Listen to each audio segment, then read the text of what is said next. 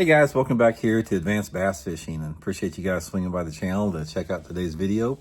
And guys, I want to share a story with y'all today, something that happened to me back in, man, this was probably the early 90s that just completely changed my bass fishing. It's like I went from like struggling to be really consistent. I mean, I was like, I'd have a good tournament, then I'd have 2 or 3 bad tournaments, and I was just very super inconsistent. And I had a chance to fish with Larry Nixon and Rick Clunn pretty close to the same.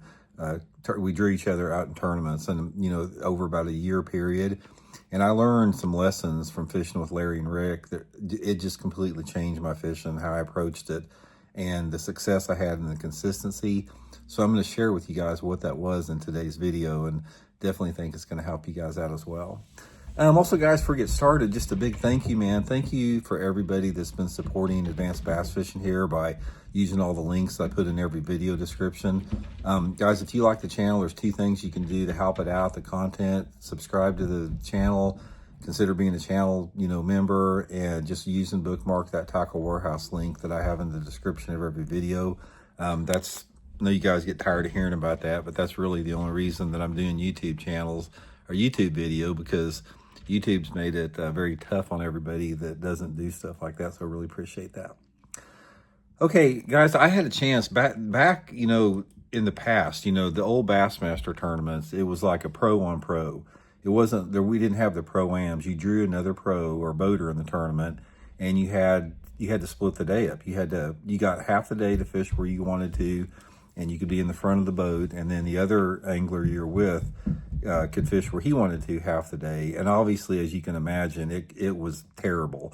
I mean, it created so many problems, and it was the worst decision anyone had ever made in a tournament to put boaters on boater. Terrible decision. But anyway, one positive thing about it, I got a chance to fish with a lot of good anglers and observe them and watch them. And every time that I drew a really good angler out, because I fished with like, Hank Parker, Roland Martin, Denny Brower, Clunn, Larry Nixon, all the all-time greats. And I learned something, and they weren't trying to teach me this. It was through my observation that I learned, is about how they selected the places they wanted to fish.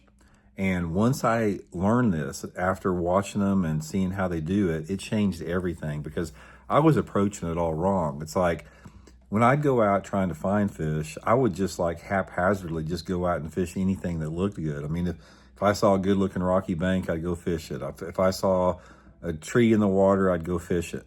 And I didn't really have like a systematic approach to it. One of the things I noticed about Larry and Rick is they had a system and they stuck by that system.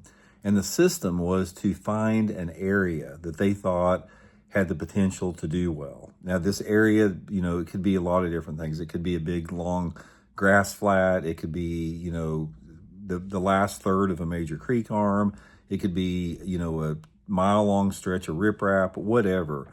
But they found one area and they never left it. It's like they left no stone unturned. Both of the times that I fished with them, they did this.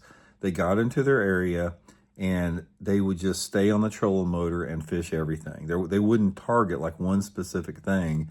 They'd put that trolling motor down, and they'd start at the mouth of the cove, and they'd go all the way around to the other side of it and fish whatever they had. If there was a dock there, they'd fish it. If there was nothing in between the dock, they'd fish the bare bank. They fished everything. They didn't leave anything to chance. And if they made a move, they didn't run down the lake 2 or 3 miles. If they made a move, it was usually to idle across the creek or idle across the cove. They stayed within sight of the area that they have decided they wanted to fish, because the decision on what they had made to fish, and the thing that I learned that changed my fishing, is number one, you have to pick the right area based upon the time of the year and its potential that it has. Every single part of a lake is good at different times of the lake. Sometimes the lower end of the lake's better, sometimes the mid part of the lake, sometimes the upper part of the lake, depending upon the time of year, weather conditions, water levels, everything with that. But they would always land on what they considered the best place on the lake, and they would just stay in that area, and they'd fish everything. And it's like, if they came up to a lay down tree, They may hit it with a crankbait and a jig and a worm and a topwater, without moving the boat. And they were convinced they were going to catch every fish that was there.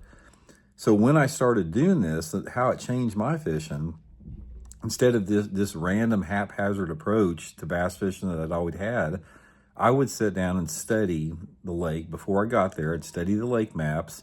I would take into consideration the time of the year, and I'd pick out one part of the lake that I wanted to fish.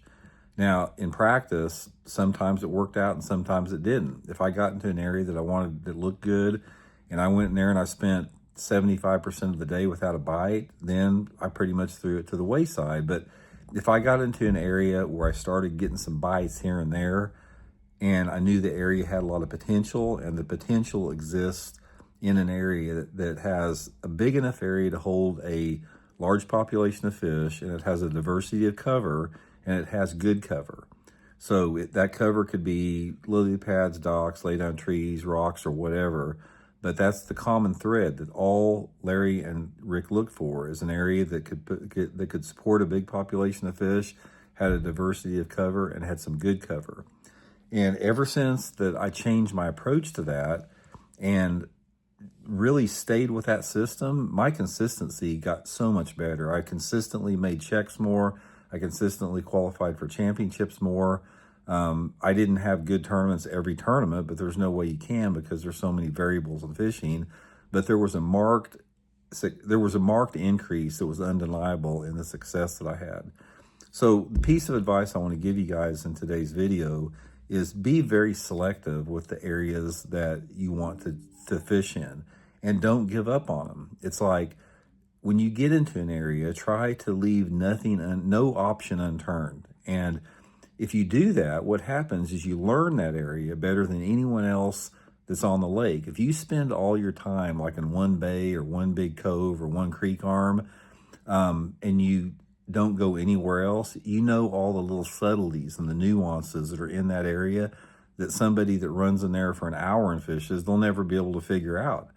And that's one of the things that I have noticed on most every tournament that I've ever won or had a chance to win or finished high in the tournament.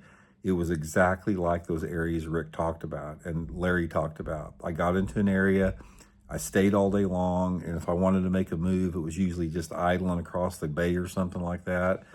And makes a huge difference. It really does. So it's called fishing smart. So just try to incorporate that, man. If you've never had a systematic approach like that, just try it. I mean, next time you're going to a lake, based upon the time you're going there, decide on an area and just fish everything that you see in there. I remember I fished with Clun one time at Lake of the Ozarks, and Lake of the Ozarks has got a lot of docks on it. And I was targeting docks in that tournament the way I was fishing. But Rick, the creek that he got in, the day that, on his half of the day, he got into a creek that had docks and, just a mix of stuff in there, but he would not just fish the docks. It's like, if he would go between the docks, he wouldn't like hurry up and get to the next dock. He'd fish just whatever was between the docks. There could be a lay down tree there, or there could be just a nothing looking bank. And it amazed me how much time he spent fishing areas that I thought looked bad. It's like there wasn't anything appealing to them, but he would fish them. And I remember he caught a 5-pounder one day at Lake of the Ozarks with me on a balsa bee crankbait on just a nothing looking flat bank in between two boat docks that I probably wouldn't even have fished.